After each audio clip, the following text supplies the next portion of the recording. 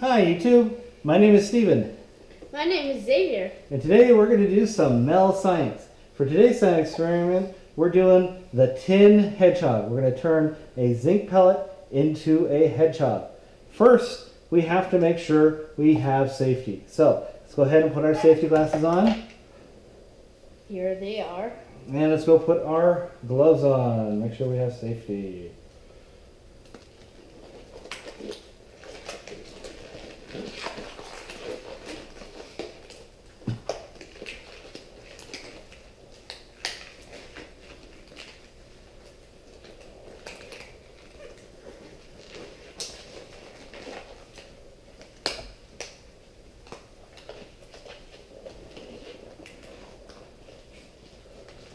All right.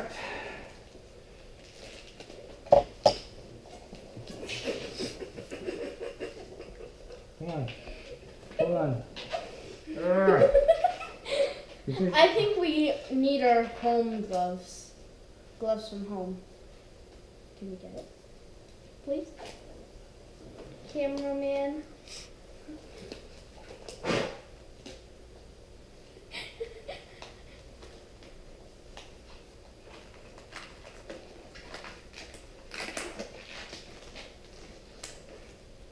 Put your thumb in the thumb place.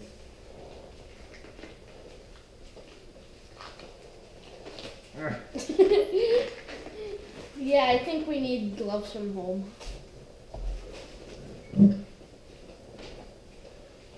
Thank you.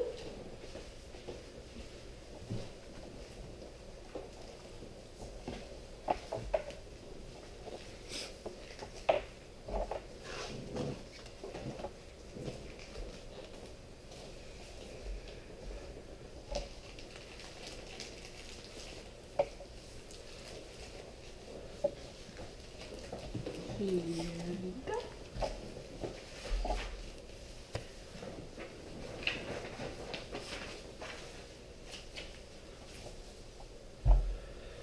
Okay, first prepare the tin chloride solution. So what we need is, we got tin chloride.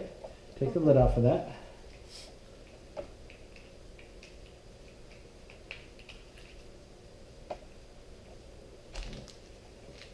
Can you take that off? Okay. All right. Now, take that very carefully and pour that in there.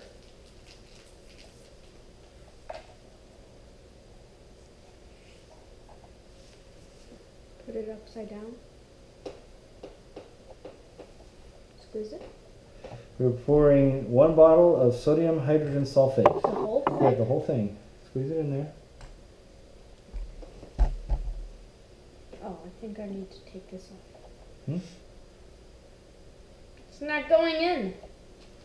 Okay. I think we need to take the cap off. Let's poke a hole in it. Okay.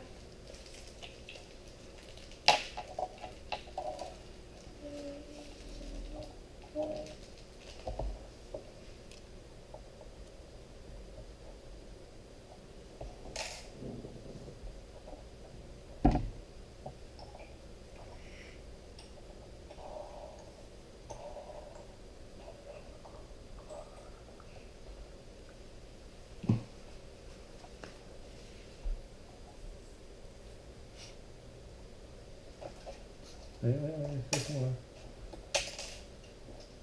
Yeah.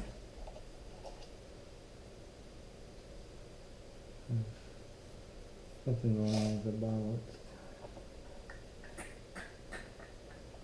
Now there's no more. Okay, now put the safety cap on. And then put this on and then Nope, shake it. put the red safety cap lid on. Then shake it. Now, shake it For how many 30 seconds.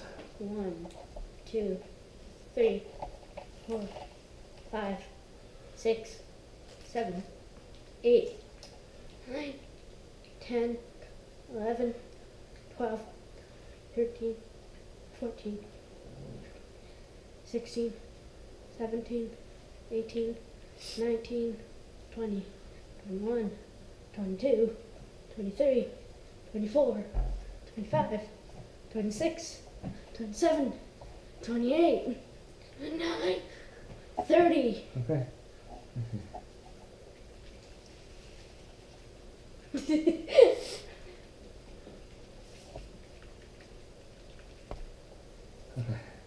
Now, we take this and fill it halfway up. Okay, go ahead, fill it halfway up.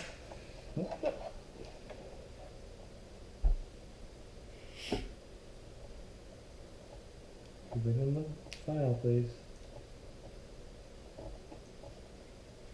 That's good. No, no more. Really? No more. You said Okay, halfway. good. Next, submerge a piece of more active metal, such as zinc, Zing! in a salt solution and see what happens. So take it, put it in there. Careful. 3, 2, 1, drop. It's starting. Okay, now let's get our camera Time lapse. and time lapse to take a picture of it. Oh,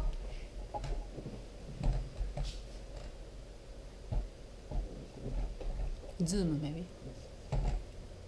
zoom in. Oh, that's I can't with my fingers. the farthest. It's the farthest it can go. Okay, time lapse. Uh-huh. And so now we wait for the Sonic Hedgehog to form in the solution. And we'll be back at the end when it's done. Yeah, we're gonna edit this.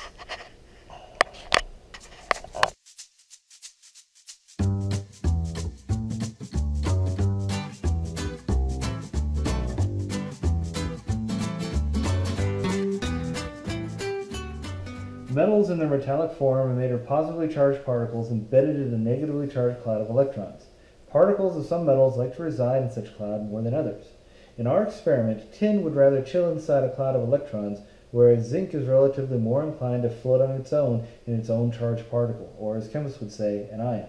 When we place the zinc pellet in a solution containing the tin ions pull the electric blanket over the zinc, turning into a metallic tin and zinc versus ventures into the tin solution. The tin particles do not just settle all over the place randomly. They prefer a certain way sitting next to each other. Chemists call this crystal structure.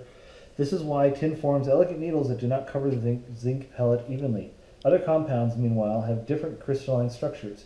If you take a solution, saying, containing copper ions, such as copper sulfate, 4,1, instead of the tin ions, you won't create a needly hedgehog, but some ratherly completely different clumpy beast. Even tin itself can have many crystal structures. At very low temperatures, tin performs a different way of packaging itself, which greatly affects its properties. Solid pieces of tin turn brittle and crumble easily. This phenomenon is called tin pest and causes lots of trouble. If you lie on something made of tin when it's freezing cold, some say that polar explorer Robert Scott learned this the hard way. His expedition found itself in the middle of the frozen Antarctic desert with no way to get warm. The cans holding their fuel were soldered with tin, which crumbled in the cold and let all their fuel leak away. Bum, bum, bum.